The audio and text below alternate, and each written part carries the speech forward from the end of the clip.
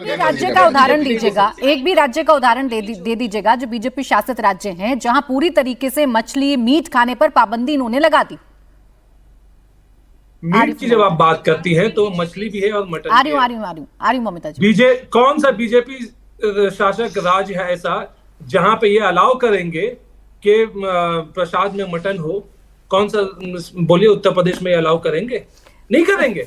ये तो उत्तर प्रदेश में चलाते हैं बुलडोजर। और ये कह रहे हैं कि आप अगर हिंदुस्तान को जानते हैं तो हर रीजन में जाकर हिंदुस्तान की आस्थाएं बदलती हैं, परंपराएं बदलती हैं। यहाँ आस्थाओं और परंपरा की आड़ में आकर अपना नैरेटिव सेट मत करिए। आप मुझे इतना बता दीजिए, उत्तर प्रदेश में या सुन लीजिए, उत्तर प्रदेश में या बिहार में या दिल्ली में, ये जो जितने भी राज्य भारतीय जनता पार्टी के सरकार है वहां पर पूरी तरीके से मीट पर बैन लगा दिया है।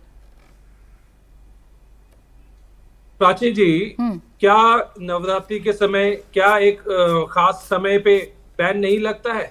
क्या मीट के दुकान को बंद नहीं किए जाते हैं? हर बीजेपी शासित राज्यों में इस तरह का कार्रवाई होता है कि भाई आज से 10 दिन के लिए मीट शॉप बंद कर दो। वो जो बेचारे मीट का काम करते हैं 10 दिन का उनका रोजगार ये खा जाता है। अच्छा, जवाब दें भाई। इस तरह के कठोर आपकी कुछ सरकारों की जो एक्शंस हैं उसी का रिएक्शन है जो पश्चिम बंगाल में हो रहा है। देखिए प्राची जी, मैं इनका पूरा प्रोपेगेंडा और नैरेटिव दो बातों से ध्वस्त कर देता हूं। पहली बात, भारतीय जनता पार्टी केवल दिल्ली और उत्तर प्रदेश में नहीं है। भारतीय जनता पार्टी पूरे नॉर्थ ईस्ट में है। एनडीए की सरकार नॉर्थ ईस्ट के सभी राज्यों में है। नॉर्थ ईस्ट में सबसे ज्यादा नॉनवेज कंज्यूम किया जाता है। कहां पर बैन लगाया गया? कहां मना किया गया? हमारी सरकार ओडिशा में भी है। कहां लगाया गया? कहां बैन किया गया? ये झूठे नैरेटिव पे मत जाइए। आप पूछ रहे हैं उत्तर प्रदेश के कौन से मंदिर में आप मटन देंगे? जब समाजवादियों की सरकार थी तो कौन से मंदिर में मटन दिया जाता था? आपकी मर्जी से दिया जाएगा क्या? जहां की जो परंपरा होगी, जहां की जो आस्था होगी, मान्यता होगी, उसी का तो पालन किया जाएगा। या तौसीफ अहमद बैठ के कहेंगे कि अब नहीं, क्योंकि मेरे को मेरा नैरेटिव चलाना है तो अब उत्तर प्रदेश के मंदिर में आप मटन दीजिए तभी मैं मानूंगा। आपके मानने से नहीं होगा। यानी कि गोवा दूसरी बात सुन लीजिए तौसीफ भाई, आपका ध्वस्त हो चुका भी मामला। आपके सिमट चुकी दुकान, इसलिए अब सुनने की हिम्मत रखिए। आप लोगों की समस्या ये है कि जब आपको पश्चिम बंगाल के विषयों पर बात करनी हो, जब आपको पश्चिम बंगाल के अपने सरकार चलाने पर जवाब देने हो, जब आपसे प्रश्न पूछे जा रहे हो और प्रश्न कठोर लगे और आप उत्तर नहीं दे पाए, तब आप मछली बीच में ले आते हैं। मैं दूसरी बात कह देता हूं प्राची जी, 20,000 करोड़ का अगर मत्स्य पालन का भारत सरकार की योजना है तो वो मछली क्या तौसीफ अहमद के घर में और ममता बनर्जी के घर में एक्वेरियम में रखने के लिए है क्या? वो मत्स्य पालन करने वाले क्या करेंगे? ये लोग बैठ करके उसको अपने घर में दाना डालेंगे क्या? अरे सरकार सजग है। ये हमारे देश में बहुत सारे लोग मछली पालन करके अपना जीवन यापन कर रहे हैं। हमारे देश में बहुत सारे लोग का जीवन ही इस पर आधारित है और इसलिए सरकार उनको सपोर्ट करने का काम कर रही है। पर चूंकि आपका प्रोपेगेंडा इतना हल्का हो चुका, आपका नैरेटिव इतना हल्का हो चुका, पश्चिम बंगाल पर आप जवाब नहीं दे सकते, किसी मुद्दे पर आप बात नहीं कर सकते, महिला पे बात नहीं कर सकते, इसलिए मछली पे कर रहे हैं। ये आपकी सच्चाई। मुझे आदिल जी के पास जाना, लेकिन संजय जी इस बात पर आप मुस्कुरा तो रहे हैं, इस बात का जवाब दे दीजिए। यहाँ तो लाउड एंड क्लियर कह रहे हैं सिद्धार्थ यादव जी कि हमारा ऐसा ना कोई एजेंडा है, ना हमारा ऐसा कोई विजन है, हम तो पश्चिम बंगाल के विकास पर बात करना चाह रहे हैं। तो क्यों झूठ फैला रहे हैं आप पश्चिम बंगाल? एक्चुअली हम नहीं फैला रहे, सिद्धार्थ जी खुद कंफ्यूज हैं। अभी बिहार के डिप्टी सीएम की बात आई, उसका उन्होंने जवाब नहीं दिया कि डिप्टी सीएम ने कहा था या नहीं कहा था। कुछ वर्षों पहले मुख्तार अब्बास नकवी ने एक अच्छी बात कही थी कि जिनको बीफ खाना वो पाकिस्तान चला जाए। इन्होंने मुख्तार अब्बास जी को मंत्रिमंडल से निकाल दिया। किरण रिजिजू ने नॉर्थ ईस्ट में कहा था किसकी हिम्मत है हमें बीफ खाने से रोके, किरण रिजिजू का प्रमोशन हो गया। ये ऐसे दो विचार वाले लोग हैं जिनकी कथनी और करनी में ऐसा स्पष्ट अंतर दिखता है, जो भारतीय जनता को समझ में आ गया है, भारतीय समाज को समझ में आ गया है। और बंगाल में ये जो नैरेटिव सेट करने का प्रयास कर रहे हैं, क्या कहना चाह रहे हैं ये भाजपा शासित राज्यों में जिस हिसाब से बंगाली जनमानस पर अत्याचार हो रही है, कभी क्यों नहीं बोलते? अरे प्रभु जी कुछ समझा। और ये बंगाल की व्यवस्था की बात करते हैं, बंगाल की कानून व्यवस्था की बात करते हैं, उत्तर बंगाल की बात करते हैं। मैं प्राची जी बताता हूँ, मैं तो बस इतना जानना चाह रही थी संजय शर्मा जी, बस इतना ही जानना चाह रही थी। सुनिए, आपकी सरकार ने काम किए हैं ना, 3 टेन्योर में आपकी सरकार ने काम किए हैं।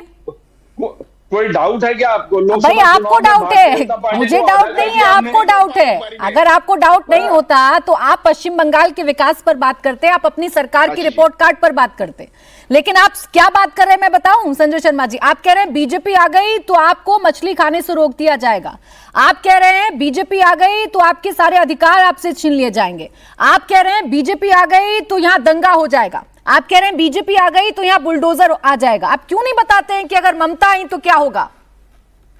ममता आई तो लोगों का कल्याण हो ही रहा है 15 सालों से, और होगा। अच्छा, ये बताना जरूरी नहीं समझते आप? स्कीम, जितने जन कल्याण की किसान स्कीम कल्याण हो रहा है कि पश्चिम बंगाल में चलाई हुई है, भारतीय जनता पार्टी ने नहीं चलाई हुई है।